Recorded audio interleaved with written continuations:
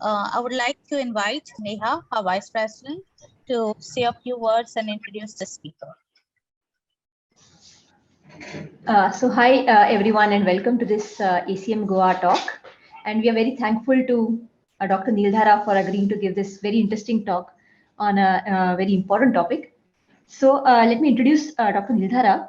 So she is an Srimati Amba and Sri V.S. Sastry Chair, Assistant Professor of Computer Science and Engineering, and the Associate Dean for External Communications at the Indian Institute of Technology, Gandhinagar. Her primary research interest is in design and analysis of efficient algorithms for hard problems in general and parameterized algorithms in particular.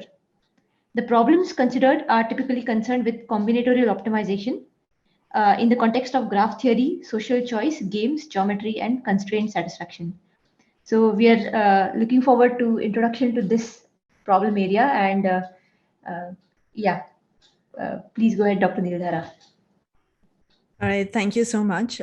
It's lovely to be here among old friends and new. Great to see some of you again, and looking forward to meeting many of you perhaps for the first time. So I'm really grateful for the invitation.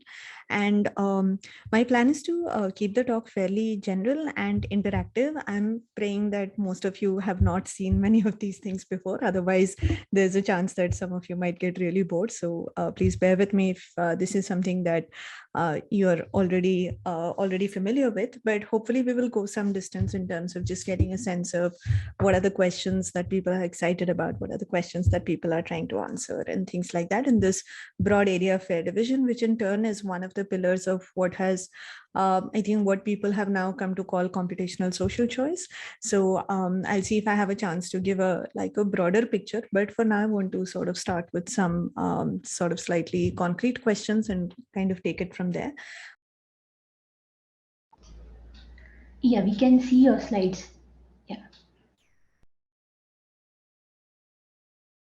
Right. Yeah. My iPad seems to be it seems to be a little glitchy. So in the interest of just getting started, let me at least run the first part of my slides, which I know are okay. And in the meantime, hopefully I can convince my iPad to connect back to the call and we'll continue from there. But okay, so right. So I think I wanted to talk about fair division. So I just want to prompt some questions and hopefully, we can just, as I said, would look forward to keeping it interactive. I did get a message saying that you can't hear me, but I hope that is fixed now, right? Yeah, we can hear you. Yeah. Okay, perfect. All right. So, right. So, I guess some of you may have seen this classic question of how do you divide a cake equally between two people? And actually, I have to confess that the first time I heard this, I was a bit puzzled about why this is an interesting or a deep question, because I thought you have a cake and if you want to divide it fairly, whatever that means, you just cut it. It depends probably on the skill of the person who is cutting the cake. I mean, you might botch it up a bit and, the parts that you create may not be equal, but since we are, working with this as a mathematical abstraction, let's just say that we assume that, the cake can be split into two perfectly equal parts in terms of, geometric area, and then that should keep both the parties who are interested in eating the cake perfectly happy. Nobody should really have a reason to complain.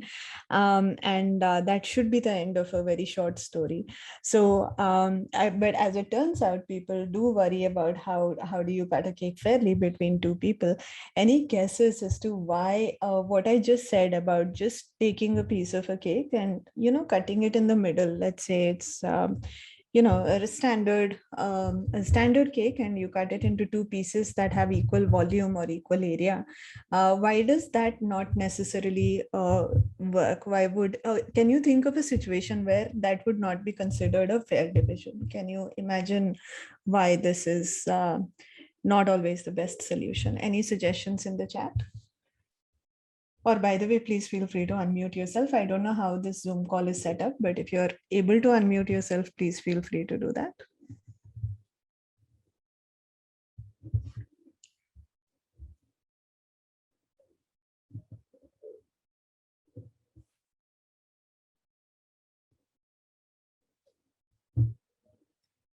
Okay, so one reason, so let's say that this is again, just continuing with the analogy where we are saying that we are interested in cutting a cake.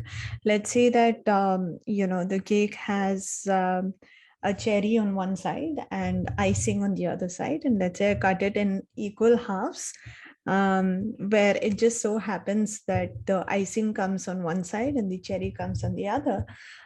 Then do you see that as being problematic? Would you say that if I cut the cake into two pieces and one piece has the entire cherry and the other piece is the entire icing, then this is not necessarily a fair division? Would you say that? So could you raise your hand if you find this to be a problem? Yes, I think definitely, right? Yeah. Yeah, Because because it's somebody more may value the icing more. Yeah, exactly. Right. So it feels like it at least feels off because it's so different, right? It's somehow like, so depending on your luck and depending on your preferences, you might feel unhappy about getting one piece or the other here. So, of course, I was saying earlier that we will try to cut it in a way that, keeps the volume the same and things like that. So maybe a more natural approach here would be to cut it in a way that, divides both the icing and the cherry also in half, like somehow you manage to do that. But okay, I'm not sure if you're getting some background noise here. Let me just close the door.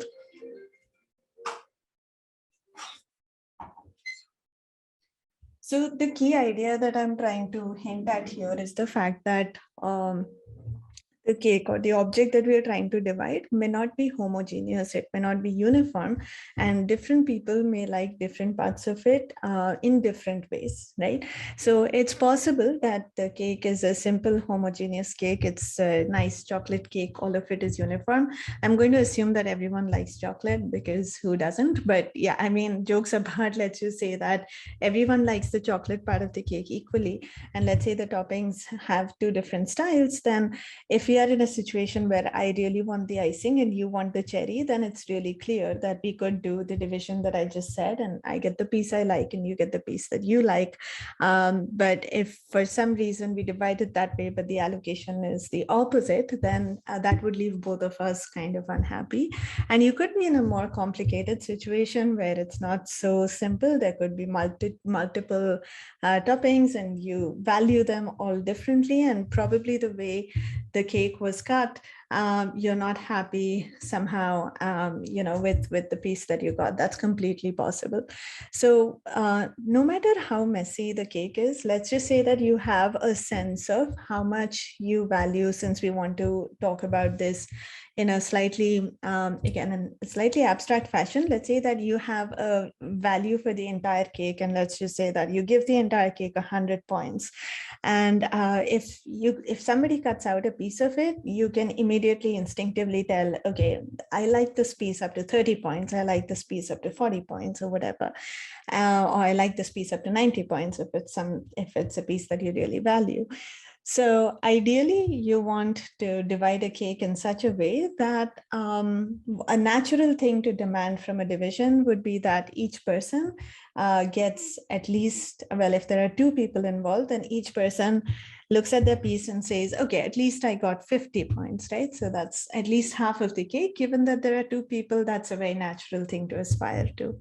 So now the question is it always possible to divide a cake in such a way that everybody definitely gets at least 50 points? Because if I divide it in a way that, I know that like one piece is, so I divided keeping in mind that, okay, I want one piece that's 50 points. So I divided that way. And it's possible that the piece that is left for you, it may just be 10 points, right? So that's problematic.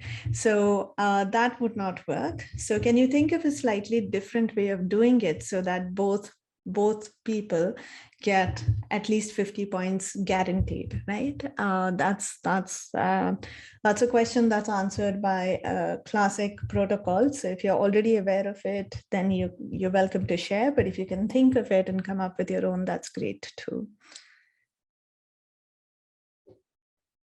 So it's like if a mom has to divide a cake between like two boys in the house or something, then it's like a very natural thing that she might do. So just maybe think about keeping it simple.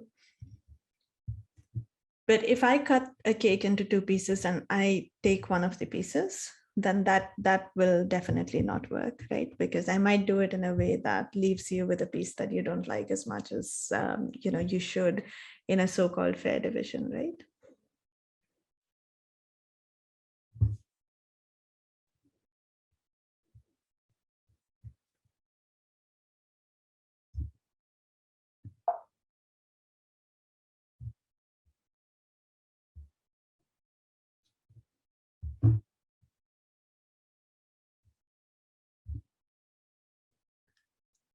Okay, so let me just say that this is, okay, in fact, So one of the things was the last diminish procedure, right?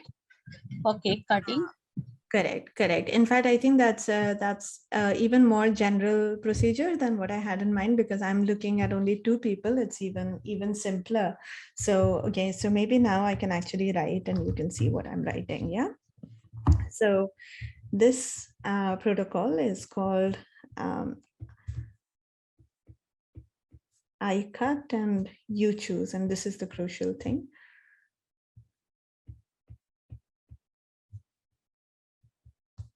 Yeah, so I guess if I cut and I choose, then I could do things in a way that is quite selfish, right? So I could cut the cake in a way that, in fact, I don't even have to play fair. So I could cut the cake in a way that leaves like a teeny tiny piece for you, which you may coincidentally value at a lot, but it could also be a completely useless piece for you. And I keep like what in my mind is 99% of the cake for myself.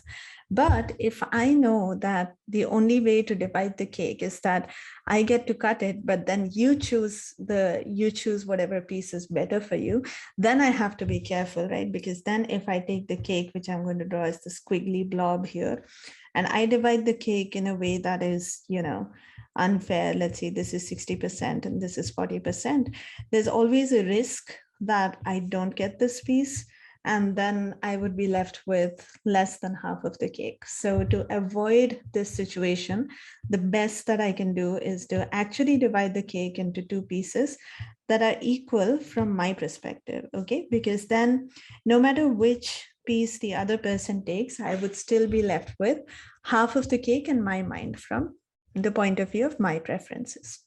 What about the other person? For the other person, well, the other person does not have control over how the cake is cut. So the cake may be cut in a totally bizarre way. But the point is that the cake has been split into two pieces, right? So is it possible that the other person values both of the pieces at less than 50%? Is that possible? Like that would be a bad situation, right? Because the first person cut the cake and the second person has to choose one of the pieces. And the second person looks at both of the pieces and she goes, oh, okay, the first piece is bad. It doesn't even add up to 50 points. The second piece is also bad. It doesn't add up to 50 points. Could this happen? Could this bad situation really happen? So if this happens, then what is the total value of the cake for this other person? What does it add up to? Are we considering situations where keeping some part of the cake integral is really important? Like say, for example, if this was something and there was a living being, and then cutting up would totally make it useless. Right. Oh, no. Oh, I didn't think of that. No, I mean, although there is I think a historical example that involves cutting up an ox or something like that, living being, as you're saying, but it is assumed that the thing does have value even after it is cut. So that's a great point. So what you're saying is that when the cake was in one piece, then I valued it at 100 points. But the moment you break it up and you disintegrate it, I don't value any of the pieces for anything. They're worthless to me. That could happen. In that case, this is problematic. I agree. So in fact, I was hoping that this will motivate this idea that, okay, so I get into trouble if, I don't value the pieces as much as I should. And from this, I could say, for instance, that this Okay, so I'm going to assume that values are additive. So I think this addresses the point that you are making. So somehow the parts do add up to the whole in a natural way. So if I have the cake cut into two disjoint parts such that the union is the whole cake, then the way I value the two parts really adds up to the value of the whole cake. So this is an assumption that we make about how the valuation itself works. It's an additivity assumption. So it is an assumption in the sense that you could come up with ways of valuing things that are not additive necessarily, in which case, this argument that I'm just about to make will probably fail.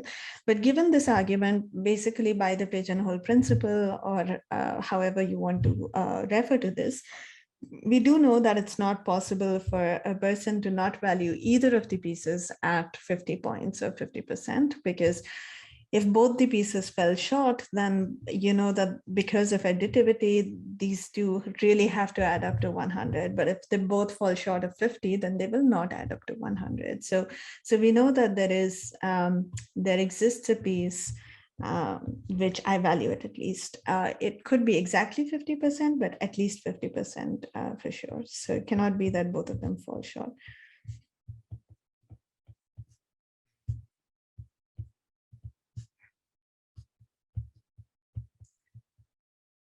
So this is what happens with two people, right? So the first person cuts the cake, and they have to be careful to do it in such a way that they value both the pieces at exactly 50%, because if they try to do any what you would call hera-feri, right? If they try to say that, okay, I want a little bit extra here, I'll try to sneak that in, there's always a chance that the other person also values the more valuable piece as being the more valuable piece for them. So then, this person would lose out if they do that, or there would at least be a chance that they would lose out. Of course, you could ask more like intricate questions, like what if the person who is cutting the cake knows how the other person prefers the pieces, and can they accordingly manipulate this a little bit so that they know that they can divide it into two pieces such that like the other piece is more valuable to the other person anyway. So like we were saying earlier, maybe one of these pieces has the icing and the other piece has the cherry. And let's say that both of us have strong feelings. So let's say person one has 100 points for the part with the icing and 0 points for the part with the cherry. And for the other person, it's the other way around, right? So they don't like the icing at all, but they really like the cherry. In that case, like this sort of a division would actually work quite well, and it would give both people 100%. So from their perception, they really have outdone themselves.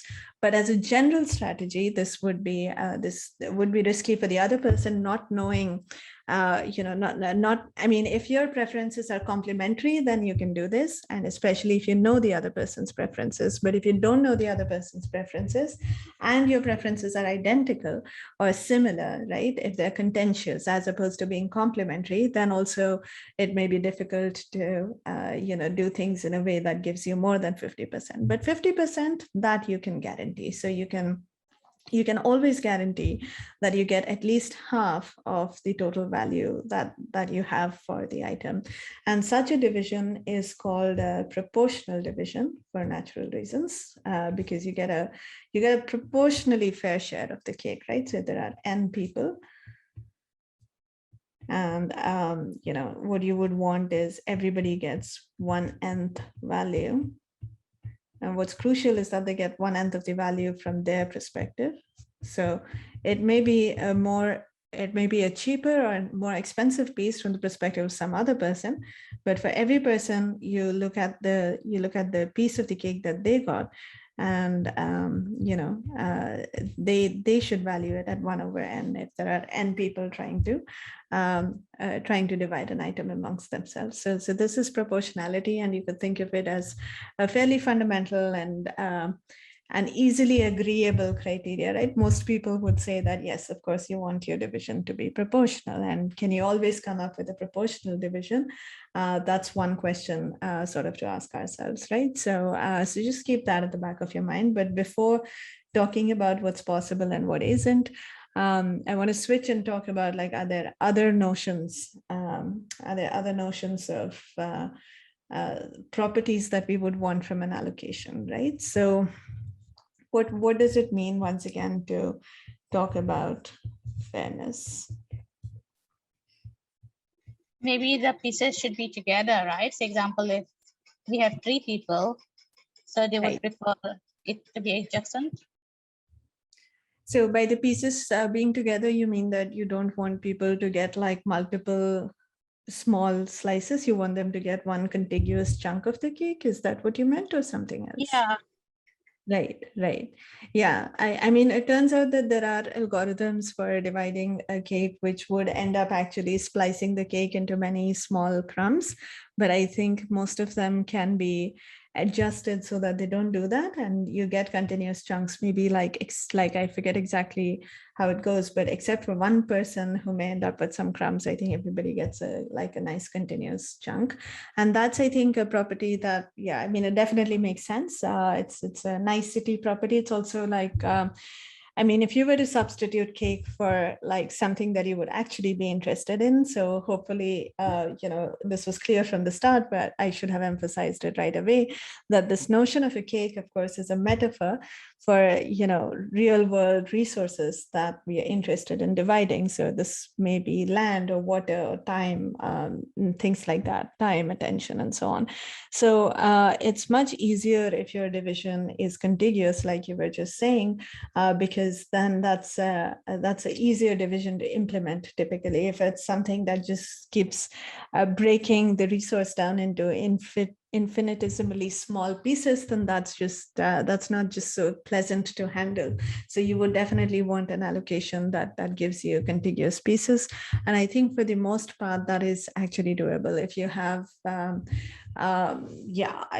okay, it really depends on the situation a bit, but it also depends on the nature of the valuations. If the valuations are crazy functions, then it would be a little bit tricky. So by the way, I should also say that, I mean, I did not formalize what we mean by a cake. So in fact, I should probably go back to this sentence here and talk about, what does it mean to cut a cake? So a cake is a resource. Typically, as I said, it's a proxy for a resource that you want to divide.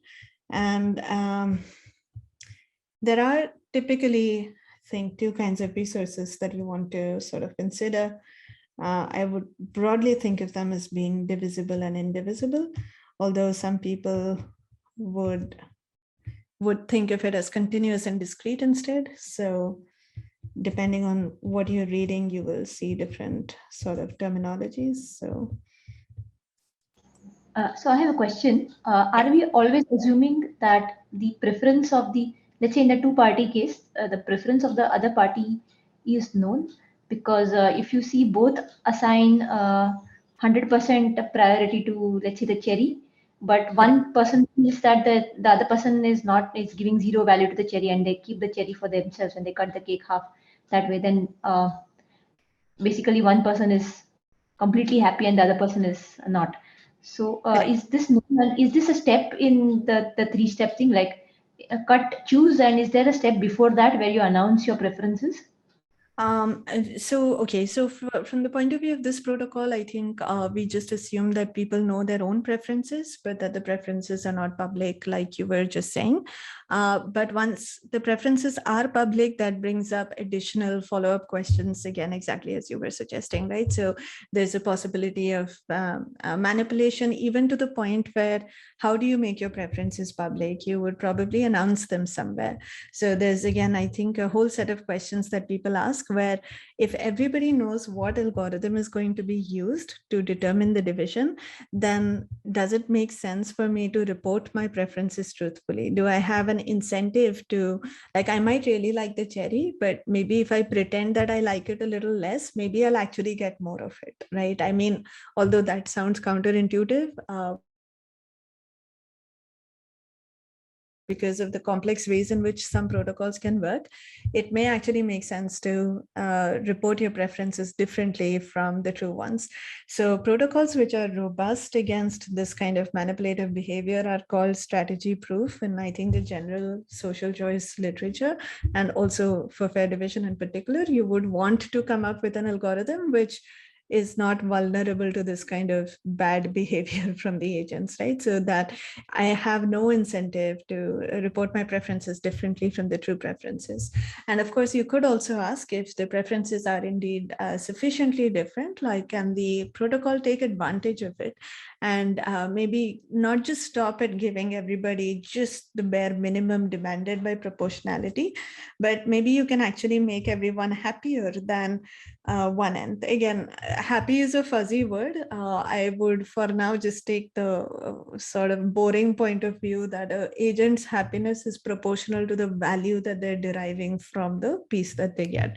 So there could be a situation where, so proportionality is something that the protocol guarantees in general, but beyond that, you could say that whenever it's possible to give people more value, can you really give people as much value as is possible? So that's a different optimization question. So I think there are two aspects of what you just said about the preferences being public and the protocol knowing it. One is if everybody knows the protocol and everybody knows everybody else's preferences, then can they use that knowledge to potentially lie about their preferences? So this is a more game theoretic, strategic perspective on the whole situation. Can they potentially lie about their preferences and manipulate the protocol into giving them, something different and better from what they would have gotten if they had just been truthful? So that's one aspect of this whole thing. And the other is, of course, can you come up with a protocol that not only does the bare minimum, let's assume all agents are honest and all preferences are known, and then can we design protocols that go beyond proportionality and do a better job? There are two kinds of things. One is like when preferences are contentious, so everybody is fighting for the same thing. Everyone likes the cherry, no one likes the icing. In that case, the protocol has to kind of go into the cherry side and cut it up properly. But the other thing is if they're, so that's when things are contentious, but you could also have a complementary situation where things are nice. You like what I don't like, I like what you don't like, in which case a nicer division is possible where you can get more value than the bare minimum. So the question is, can you aspire for that? So that would be an optimization problem. So does that sort of address some aspects of what you said? Yeah, thanks. Awesome. Yeah, cool. All right. So so just coming back to what we actually mean by a cake, you could think of, as I said, it's just a funny sort of a way of capturing the idea of a resource.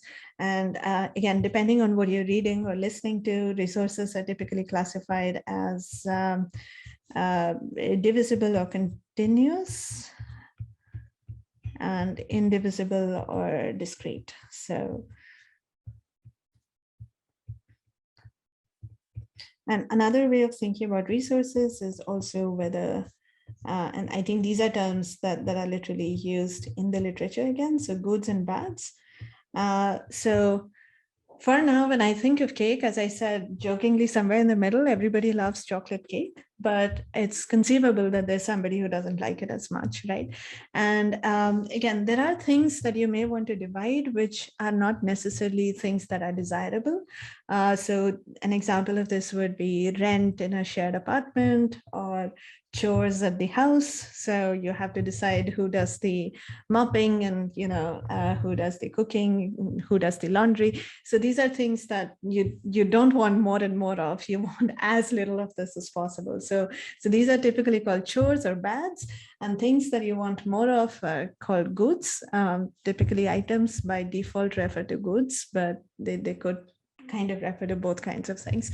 So whenever you value something positively, and the more you have of items of this type, the happier you are. These are called goods. And sometimes when you value item with a negative valuation, and the more you have of it, the less happy you are. These are called bads. So interestingly, it's possible that you could have the same item being a good for one agent and being a bad for another one. Like I guess a common example is taking a dog out for a walk. Depending on, who you are, this could be something you really look forward to doing, or something that you're terrified of doing and you don't want to do it, but you have to do it. So it could be that the same thing is perceived differently by different people. So these situations are called mixed situations, whereas the other situation is called objective, where everybody is very clear about this item being a good or a bad. So like it's universal. So everybody either thinks that this is a positive or a negative. So that situation is called objective, as opposed to the mixed setting where you could have the same item being perceived differently by different people. So all of these different videos.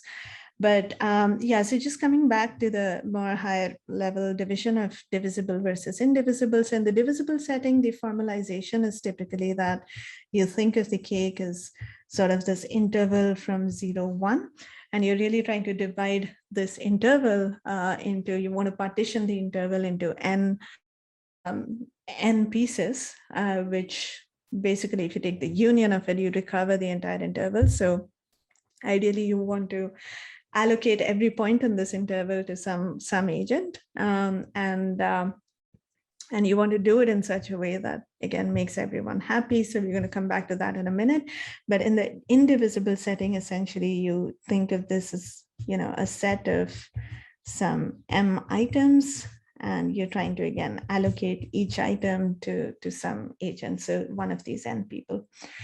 So all this division business, well, you could come up with an arbitrary division and, be done with it, but you want one which is kind of nice. And the word fair comes up a lot. And to be able to make sense of what it means for a division to be fair, we need to talk about valuation. So we have been talking about this.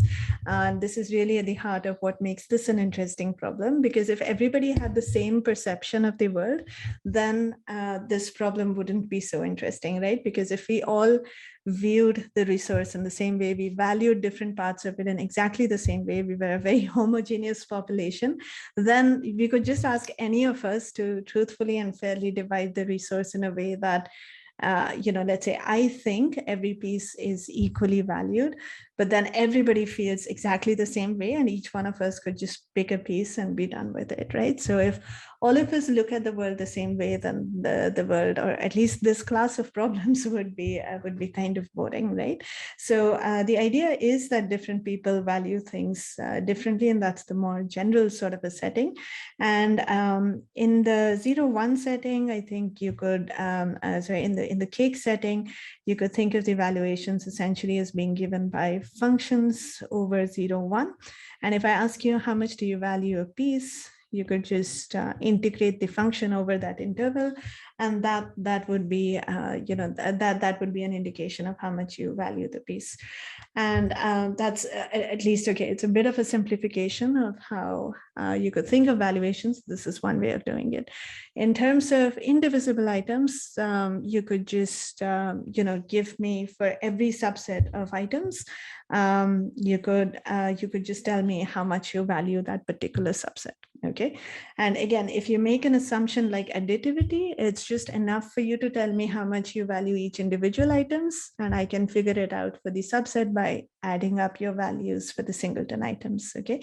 And that's also the sense in which I said it was a bit of a simplification in the 0-1 case, because even for 0-1, if I asked you to tell me, okay, if I give you this piece of the cake, how much would you value it? If I give you that piece, how much would you value it? That's a lot of questions for you to answer, right? And it's not really going to fit in anybody's memory, because there's just, I don't know, like a very large number, like infinitely many, but I think I don't even know what order of infinitely many. There's just too much information to keep track of if you had to tell me how much you value every conceivable piece of the cake. So instead of that, this is usually captured by the sort of evaluation function over the interval, which kind of reflects how much you value any part of it. When you think about these things, these questions of whether now you can divide things in a way that's, say, proportional. We've talked about proportional being sort of a good metric of, everybody getting an equal share in some sense. The N people, I look at what I got and, do I value it at least 1/n of how much I value the whole thing? So that's proportionality. So when you want to know, like, for example, I could say for me, fair is proportional. So there's a proportional, can you work out a proportional division? So there are sort of two flavors that question could take. The first would be existence. So there's a proportional division always exists. So what we just argued with like a cake and two people, it tells you that at least in principle, there is a, assuming that the preferences are additive, and you can always, like, the evaluation function is not funny in the sense that if I ask you, is there a piece of the cake that you value at 50%? There is such a piece. It isn't like there isn't a jump discontinuity somewhere which says that, oh, okay, there isn't any piece that I value at 50%, that there is always such a piece. Under those sort of assumptions, we see that proportional division of a cake into two parts that's proportional for two agents always exists. But then the next natural question would be computational. So you want to actually come up with such a division. So in the world of in the continuous world, it's not even clear what is the model of computation, right? How do you deal with these kind of weird, potentially weird valuation functions and things like that? So it turns out that there is a computational model that has been devised to be able to reason about these things, and your protocols essentially. So let me just do a quick detour and tell you just like very briefly what the model involves. So the model involves making queries, and as we were saying earlier, the two kinds of queries. The first one is, give me the value of a piece, right? So this piece can be determined as an interval ij of 0, 1. And so I can ask you, here is a piece, how much do you value it, right? And the other question that I could ask is, so it's the reverse question, where I say, cut out a certain value, right? So I say, I want to know, like, so I start from, let's say, I start from some point I, or maybe 0, but in general I, and I want you to tell me, where should I stop so that if I gave you the interval ij, you're going to value this at a certain value v, right? So this I cut you choose protocol simply asked this second question once to the first agent. I ask you, okay, I'm going to cut this cake 0, 1. I'm going to start from 0 and I'm going to go to some point. What is the earliest point at which you value the cake at least 1/2 or 50%, right? I'm assuming implicitly here that you value the whole cake at 1. It's a sort of a normalization thing that people normally do, or you could just think of it as 50% for now. So I ask you, what's the point at which I should cut the cake so that I get a piece that you value at least 50%? And what's the earliest, like what's the smallest value of I for which this is true? So that's a query of the second kind. And once I have a response to that, I have my two pieces. Then I take the two pieces to the second person and I ask them, how much do you value the first piece and how much do you value the second piece? And by additivity, I know that, like, it cannot be the case that this person values both of them at less than half, because then it wouldn't add up to 1. So we're going to say that there's at least one piece that she values at least half. To figure out which piece that is, you would have to do these value queries. So this whole protocol runs with 3 queries and gives you a proportional allocation. And it turns out that there's like this nice divide and conquer approach that you can use even when you have more agents. Like if you have n agents, you could essentially do something similar. And I think with something like n log n queries, you can figure out a proportional allocation. So that's the story for proportionality in the context of cakes. But on the other hand, Okay, so as I said, broadly speaking, just to back up a bit, you could ask the existence question and you could ask the computational question.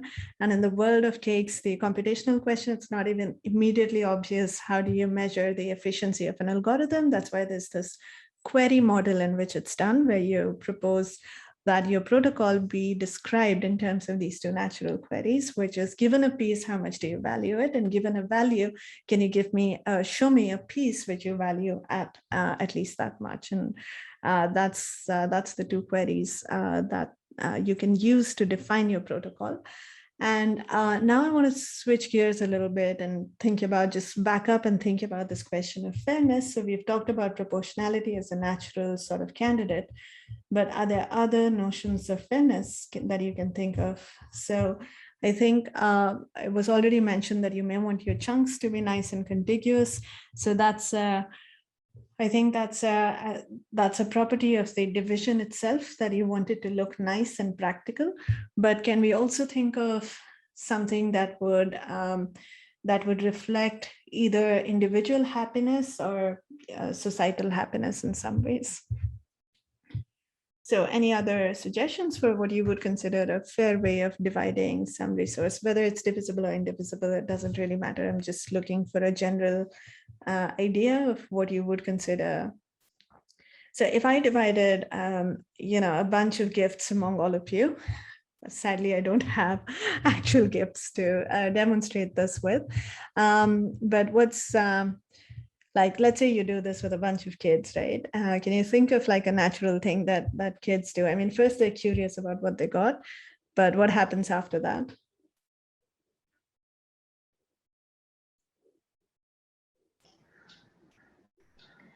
They may exchange among themselves some things. Yeah, they may exchange among themselves. I mean, they start looking at what everybody else got as well, right? And especially if, again, the interesting case is like the non-homogeneous one. If it's like, if everybody got like the same candy and, 1 unit of the same candy, then it's not so interesting. But if everybody got something different, or a set of things that was different, then after you have kind of fully absorbed what you got, you start looking at what everybody else has gotten, and you're either starting to strike deals and exchange things like you just said. And the reason that these exchanges happen is probably because you liked something that somebody got more than you liked what you got, and an exchange can be reasonably facilitated without violence if it's also true for the other person that you have something that they value more than you happen to value it. So then the exchange is mutually beneficial.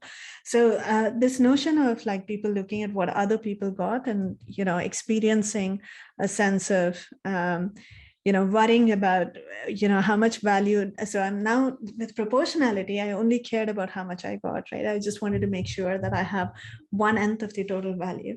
And if somebody got what they believed was maybe n-1/n of the total value from their perspective, then you didn't care, or at least the definition of proportionality does not require you to care about this. But a notion that captures the sort of interperson emotion is this notion of envy. And basically envy is, if I look at, so let's say we have agents I and j,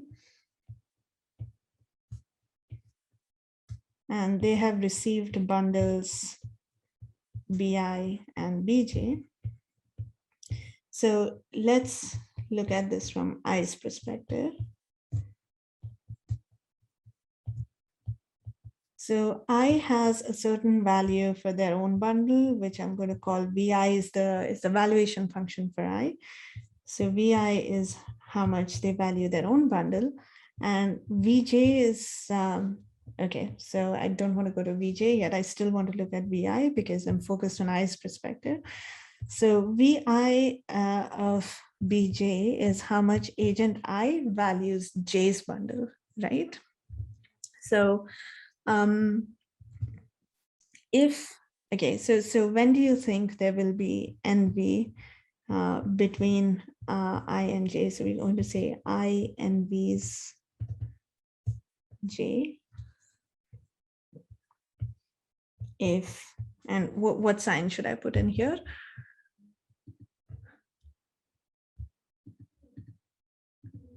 what would make sense? VI of BI is how much I value my bundle, and VI of BJ is how much I value your bundle. So if I value my bundle strictly less than how much I value your bundle, then this is a problem, right? Because then I'm not so happy. I see somebody else, I look at their bundle, and it's possible that, so this has nothing to do with VJ, BJ. I mean, it's possible that agent J is not so excited about his bundle. Maybe they've just gotten something that they're okay with, but somehow you're super excited about what they got. This is again how different perspectives make things interesting again. So from I's perspective, if they like somebody else's bundle more than how much they like their own, then they envy this other person, right? And an envy-free allocation would be one where no agent envies anybody else. Okay, so so in the cake cutting setting, I'll let you think about whether whether the two-person protocol that we had also produces an envy-free allocation. And again, for n agents in general, you could back up and think about whether it's reasonable to believe that an envy-free allocation always exists. And if so, how do we find it? So it turns out that you can actually come up with a protocol that finds an envy-free allocation, but it takes a crazy number of queries. And I think it's also known that you need at least n square queries in general to get to an envy-free allocation. Remember, for proportionality, we only needed n log n. But for envy-freeness, you need at least n squared, and we know how to do it with n to the n to the n to the n to the n something like it's a totally crazy function of n number of queries. So that's what's happening in the world of cake cutting. But I'll just let you maybe confirm. This is like something to take back and just think about a bit. Like, even for two agents, did we just produce an envy-free allocation, or do we have to modify a protocol in some way to make it envy-free? But let's talk about envy-free in the context of indivisible items.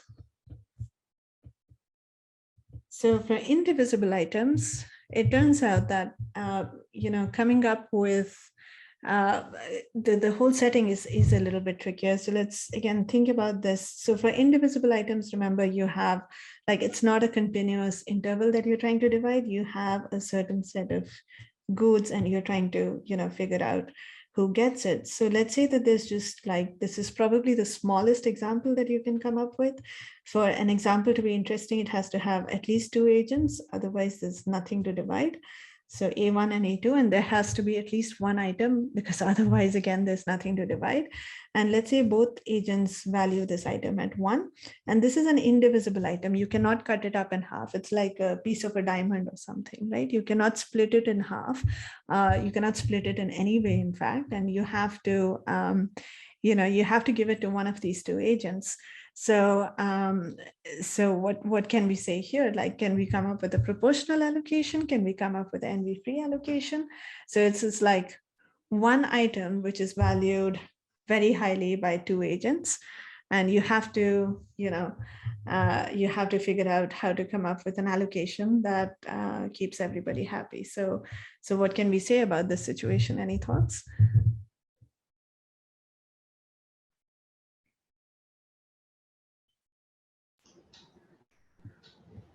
Yeah, it may not exist. There may not be a. Correct. Yeah, there isn't a, I mean, what are all, because this example is so small, like there are only so many things that you can do, right? You can either give this to A1 or you can give it to A2.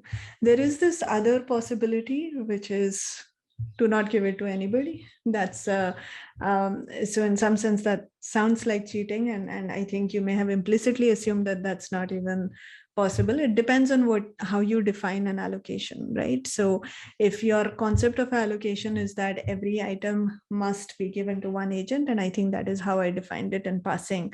I said every point on the interval should belong to one agent, or every item should be given to one agent in the set of divisible goods. So the idea is that everything gets allocated, and actually such allocations are called complete allocations. You might want to allow for incomplete allocations, but that's usually not considered so interesting, because then If you technically allow for incomplete allocations, then you can just allocate nothing and it'll have all the nice properties that you want, but it's a trivial allocation and it doesn't do any work for you. It's not really a meaningful outcome, right? So, so yeah, I mean, once you have indivisible items and you want to allocate everything, you really get stuck. So all these nice things about proportionality and NV freeness will not work. No matter what you do, one agent will end up with a value of 0 and one agent will end up with a value of 1, even in this very simple setting. And so you can imagine that in more general settings, things can get even more sort of messy and far from being nice in some sense. So, so one of the main themes in like fair division of indivisible items is to kind of figure out how to cope with this reality that these nice properties that we want, NV freeness, proportionality, and you could come up with a few other notions as well. So for instance, equitability is also not possible here. So what is an equitable allocation? So just like with NV freeness, you're looking into other people's bundles. Equitability says that Vi of Bi equals Vj of Bj. So everybody got the same value from their own perspective. This is equitability. And even equitable is non-attainable in this sort of setting. So I realize that I'm close to being out of time. So I will just mention that I think one of the main things that people have been looking at is how to cope with the non-existence of such allocations. Of course, from a computational point of view, you can always say, well, how close can we come to being proportional? How close can we come to being NV free, or how close can we come to being equitable? So you could define some notions of, you know, distance from the ideal allocation. You could say, okay, here are the number of NBS agents, or here are the number of agents who are deviating from equitability. Here are the number of agents who fell short of getting a proportional allocation. So you want an allocation which minimizes this number. So I think that is one thread of research. But the other one is really to talk about, you know, can we come up with other more general notions which are more attainable, right? So, so one thing is to come close computationally, given the non-existence in the background, but the other is to sort of relax the definitions, and this really has led to, I think, a really productive and large number of directions. So, so for instance, there's this idea of EQ1 where you say this is, or EF1, let's say, NV free up to one item. So it says you're almost NV free. This is the intuition. The intuition is that when I look at your bundle, if I remove something from it, then I don't envy it. So if I remove one item from it, and it could be any item, then and then I don't envy it, then I'm envy free up to one good. So it turns out that with this relaxed definition, you start recovering some of the existence results. It depends a little bit on whether you allow goods and bads and things like that. But this weaker notion definitely gives you more allowance. There is a concept of sharing. I did say that the goods were indivisible, but let's say, it's a diverse settlement, and you're trying to divide a house, that could be that one precious item. Maybe you have some sort of a time sharing arrangement, or, something like this, where you try and see if you can, bring in some of that divisible flavor into even the indivisible setting. There's also a concept of subsidy, which I think is motivated from, ideas, I guess, in economics. So can you throw in some money into the system? So can you make the unhappy people happy by, giving them, by giving them some extra money or some other incentives and things like this. So, so that's kind of, these are things that people have been studying and are currently studying. There are notions related to approximate NV freeness and approximate equitability, where the answers are still not completely apparent in the computational setting. even in the existence setting, depending on what you're looking for. So, well, okay. I mean, I hope I've at least conveyed that this is a set of interesting questions with a lot of current directions that are being actively pursued, and like a lot of things that are still to be discovered. I do have a slightly more respectable set of slides, which I was like not able to show you because of a technical glitch. So what I will do is, I will pass them on a little bit later, and they have like a few more sort of tables with accounts of what the, some of the results in the current literature. So if you are curious in any way, please do take a look at that, and hopefully the pointers there will, will help you in case these are things that you want to find out more about. And if this is something you want to talk about more, then please do let me know. I'm always happy to talk about things related to fair division. So sorry for taking it up to the nth minute, but I think I will stop here. And, if I'm happy to stay back if anybody has questions. So thank you. Thank you so much once again. Yeah, thanks so much, Neeldhara. Veena will be asking questions. Yes, thank you, Neeldhara. Participants, any questions from your side?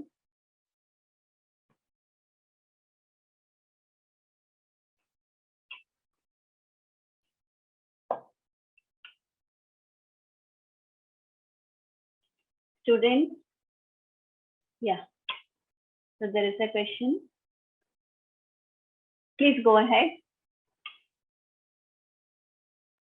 Yeah, maybe if the other participants have some questions, they can go ahead first. No, I think you can ask because you can go ahead, Neha. So, so I was really curious if there is, if you could give us some instance where one of these algorithms has been useful, say, for example, in geopolitics, where some resource has to be divided, and therein what would be the analogy to the steps of cutting and choosing, for example? Because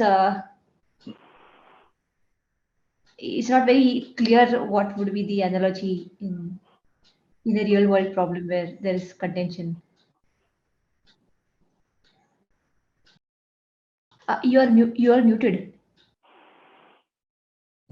Sorry, yeah, thanks. Yeah, that's that's a great question. In fact, the geopolitical applications are actually considered classic applications of usually chore division. So, for example, United Nations trying to get all the countries to get their act together on, let's say, an issue like climate change, right, would involve really a distribution of responsibility, and reducing carbon emissions typically involves taking up actions which the countries may perceive as, maybe potentially pushing their economy back or whatever. So they would regard it as a chore, and they would not want to have too much of it. So this is definitely a problem in that setting. You could imagine that, yeah. So I guess the way it would play out in an actual, with an actual set of people, let's say, two governments trying to divide water resources. This typically happens when you have a river that crosses the border, or people trying to divide land, or even divorce settlements, which actually it may sound like a toy example, but I think there are consultancies for real that let people or help divorce lawyers figure out how to distribute items from a marriage that's ending, and so on. So in all of these cases, typically, I think what happens is that the parties would submit their preferences to an algorithm that does the whole thing, that simulates the whole protocol. It simulates the whole process. It wouldn't be that the parties would be called upon and these questions would be literally asked to them. Notice that once you submit your preferences, these cut and value queries can be executed by an algorithm, because they can go over the preferences and pre-process them appropriately so as to be able to answer those questions for themselves. So if that was the question, if you were picturing that these queries need to be answered by people and they have to think on their feet, I think that is typically not necessary, as long as they can formulate their valuation. To be honest, I don't know how these preferences are, because these preferences, as we said, can be thought of as functions over the interval.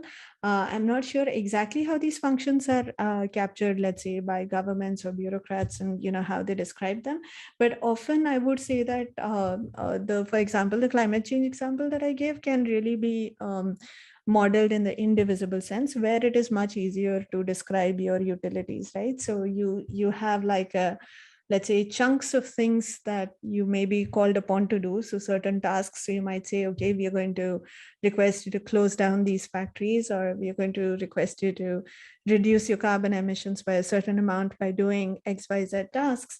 And you could express your degree of willingness to take on certain tasks with just numbers. So it could just be a system that gives you a list of things. It could even be as simple as a spreadsheet where you go and discuss with your team and just give numbers. And as I said, typically these are normalized. So you say you have like things that should add up to 100, and you say if you're very willing to do something, you give it more points.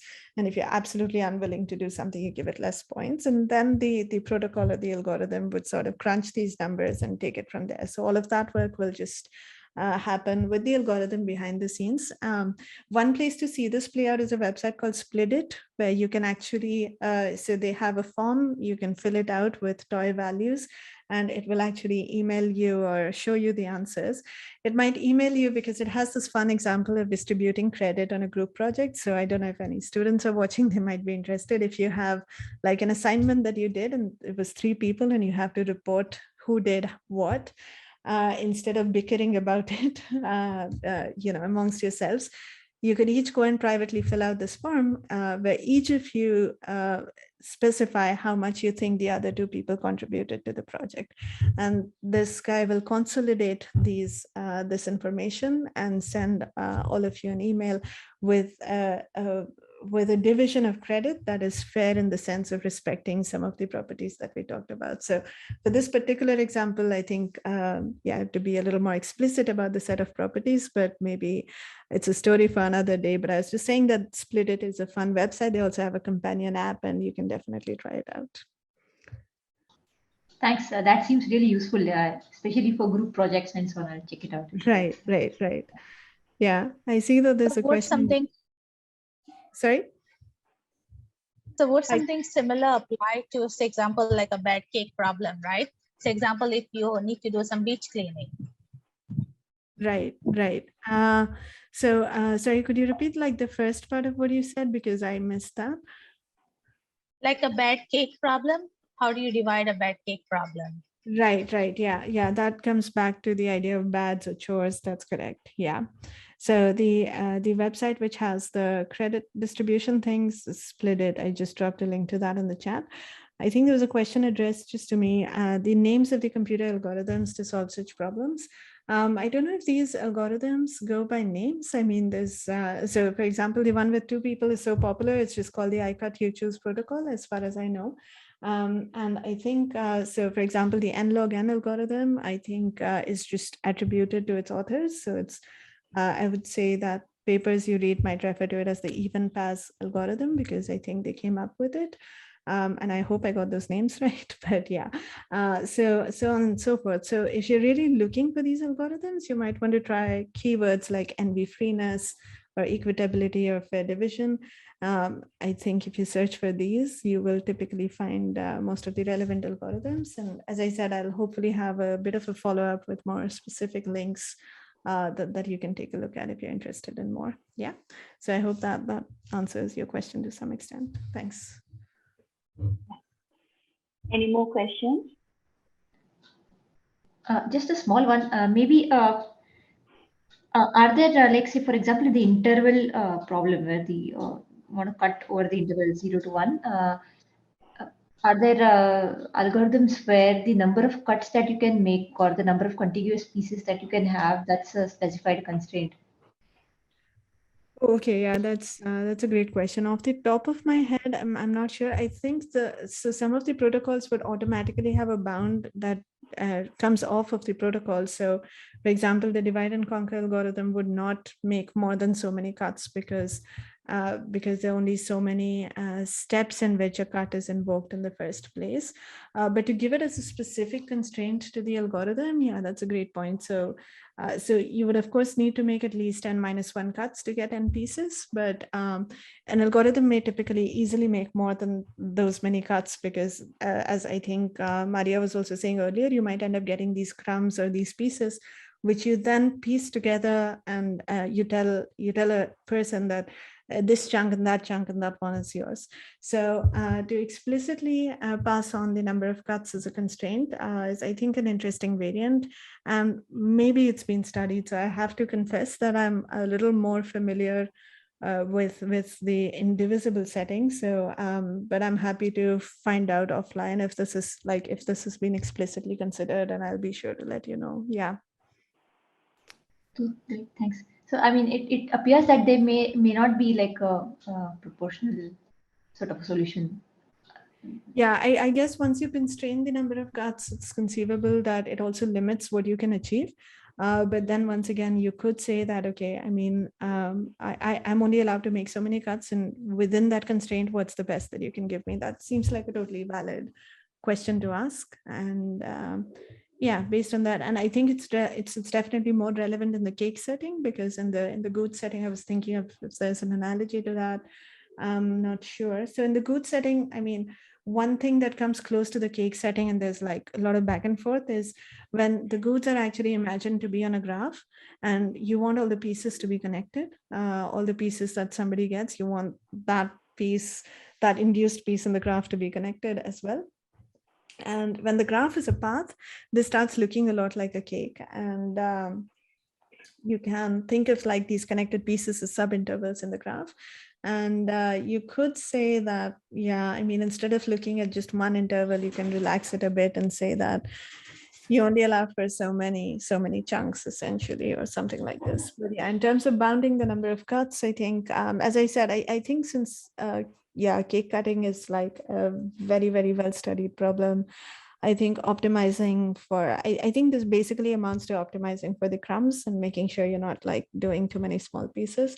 And that's definitely been looked into. I just don't know what are the precise things that are known. So I'm happy to dig up on that a little bit and let you know in due course. Yeah. But yeah, that's a great question. Thanks. Thanks. Any other questions?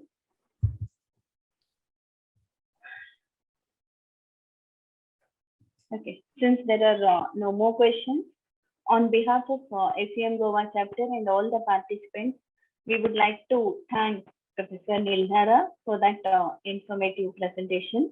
From ACM Goa chapter, we also thank the participants who I'm sure are benefited by Professor Neeldhara's presentation. I also personally thank all my fellow ACM Council members, ACM Goa Council members for putting up their effort in organizing this talk as part of monthly talk series. And participants, we look forward for your participation in all our future events like monthly talks, tutorial sessions, and special events whose announcement we keep on posting. So let us all get benefited with these activities of ACM Goa chapter. Thank you, one and all. Thank you, Neeldhara. Thank you so much. It was such a pleasure being here. I really appreciate everybody staying back all the way. Thank you. Thank you. Thanks a lot. Thanks so much.